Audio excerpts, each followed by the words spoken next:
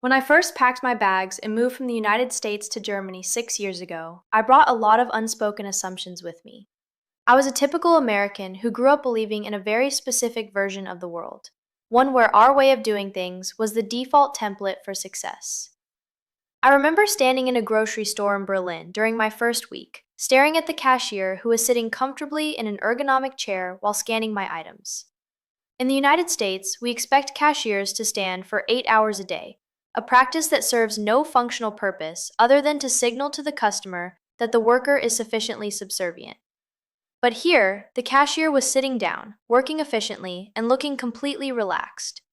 It was a tiny detail, a micro adjustment in daily life, but it forced me to ask a question that has haunted me ever since. Why do we in America accept so much unnecessary stress, expense, and physical discomfort as normal? And why are we so incredibly stubborn when it comes to learning how other countries have solved these exact problems?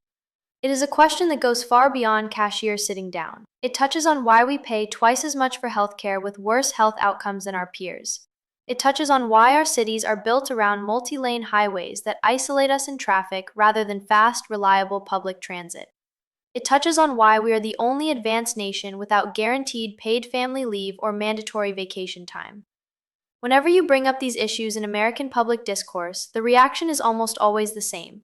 People do not engage with the policy. They do not look at the data. Instead, they immediately build a wall of excuses for why it is absolutely impossible for America to adopt anything that works elsewhere. Today, we are going to dive deep into the cultural, historical, and structural reasons why America is practically locked in a room, refusing to look out the window, and why our inability to learn from the rest of the world is holding us back from being truly great.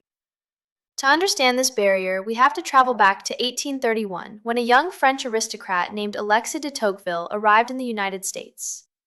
He spent 9 months traveling the country, observing our fledgling democracy, and eventually wrote a massive book called Democracy in America. In this book, Tocqueville used a word that would be repeated, twisted, and weaponized for the next 2 centuries.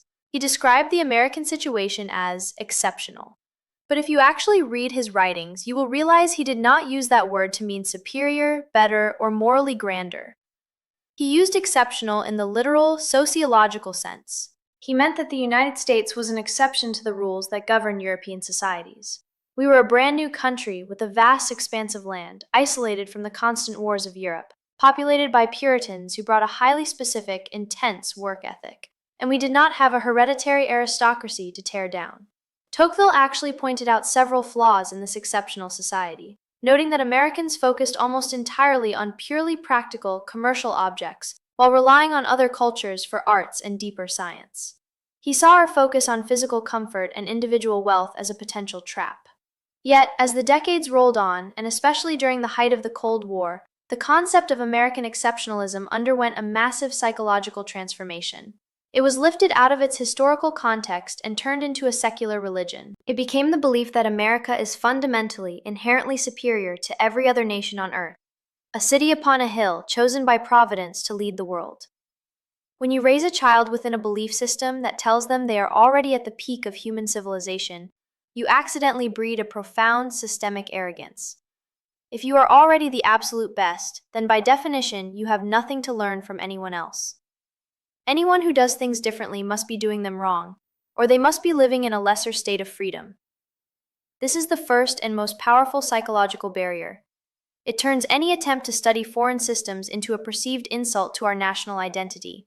If someone points out that the Swiss railway system runs with remarkable precision, or that the French healthcare system does not bankrupt people, the exceptionalist brain does not think, "Oh, let us see how they do that." It thinks, they are trying to tell us we are not the greatest, and therefore we must defend our honor by dismissing them entirely. If you are enjoying this conversation and want to see more honest, respectful deep dives into the cultural quirks and structural realities that shape our lives, please go ahead and hype up this video. Hit the like button, share it with someone who loves a good structural debate, and show some love in the comments. Your support and energy are what keep this channel going, and it means the world to me when you help push these videos into the algorithm so we can keep having these important discussions together. When you try to push past this wall of national pride and suggest a specific policy change, the defense mechanism immediately shifts to what I call the scale excuse. You will hear people say, "Well, of course that works in Denmark or the Netherlands, but they are tiny homogeneous countries." You cannot scale that up to a massive, diverse nation of over 330 million people. This is a fascinating argument because it sounds highly logical and scientific on the surface. But the moment you look at actual global data, the logic completely falls apart. Let us take public transport as an example. When Americans say we cannot have high-speed rail because our country is too big, they are completely ignoring nations like China. China is geographically comparable in size to the continental United States, yet they constructed over 28,000 miles of high-speed rail. They did not let scale stop them. If you look at Europe as a whole, the European Union has a population of around 450 million people, spread across dozens of countries. Yet their rail systems and transit networks are highly integrated, allowing you to travel seamlessly across borders on comfortable, fast trains. Scale is not an engineering impossibility, it is a political choice.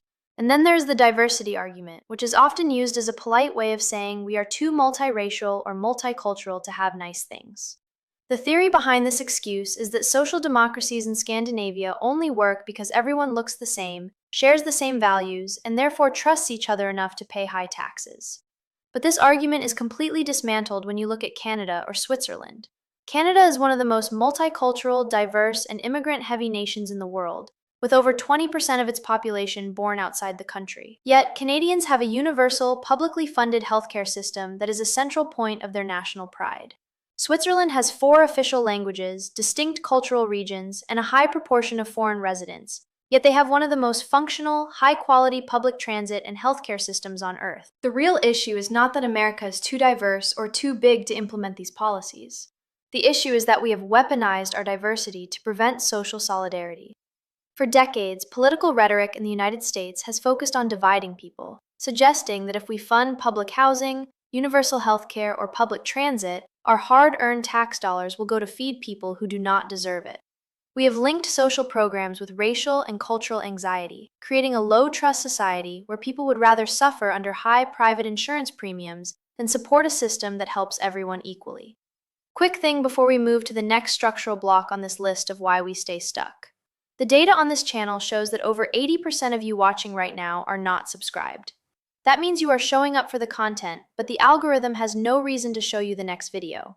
Hit subscribe so you do not miss the next one. It is a super simple way to help support the channel, and it ensures we can keep exploring these heavy, eye-opening cultural differences together. This brings us to the structural realities of how America is locked into its current path. In social sciences, there is a concept called path dependency. It basically means that decisions made in the past, even if they were accidental or temporary, set a country down a specific track that becomes incredibly difficult and expensive to change over time. The longer you travel down that path, the higher the cost of switching to a better alternative. The perfect example of this is the American healthcare system. If you ask an American why their health insurance is tied to their job, they might tell you it is the natural free market way of doing things. But it actually started as an accident during World War II. In 1942, President Franklin D. Roosevelt signed the Stabilization Act, which froze wages to control inflation during the war economy. Because employers could not raise salaries to compete for scarce labor, they had to get creative. They realized they could offer health insurance as a tax-free fringe benefit instead of a wage increase. This temporary wartime fix worked so well that the Internal Revenue Service codified it into tax law in 1954, making employer-paid health insurance completely tax-deductible. By the time the war ended and the rest of the developed world was building national, universal healthcare systems to rebuild their societies, America was already deeply committed to a private, employer-based model.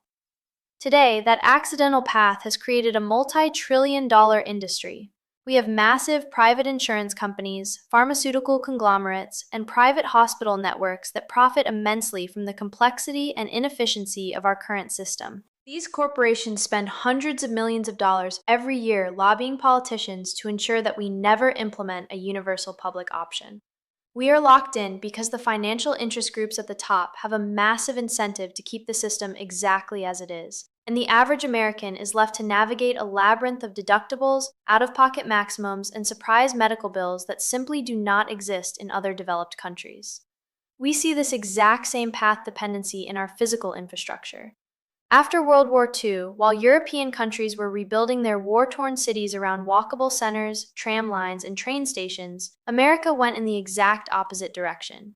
Encouraged by auto manufacturers, oil companies, and highway lobbies, the federal government poured billions of dollars into building the interstate highway system. We bulldozed historic, walkable neighborhoods in cities across the country to build multi-lane freeways. We designed our entire society around suburban sprawl, single-family zoning, and car dependency. Once you spend 70 years building a continent-sized nation where you literally cannot buy a gallon of milk or walk to a park without a 2-ton metal vehicle, you are locked in. Building public transit now is not just a matter of laying tracks. It requires untangling decades of zoning laws, fighting wealthy suburban homeowners who do not want train stations near their properties, and buying up incredibly expensive private land. When an American travels to Europe and marvels at how easily they can catch a clean, fast train from Munich to Salzburg, they often do not realize that replicating that in the United States is not a simple engineering task. We are paying the compounding interest on decisions made in 1950, and our system is structurally designed to make public projects as slow, expensive, and legally complicated as possible. Also, this is exactly the kind of thing I go much deeper on with the people who support this channel directly. So if you are sitting there thinking, okay, I need the fuller version of this story, join the membership below. That is where I share the deeper thoughts, the more personal side of all this, and the extra bits I cannot always fit.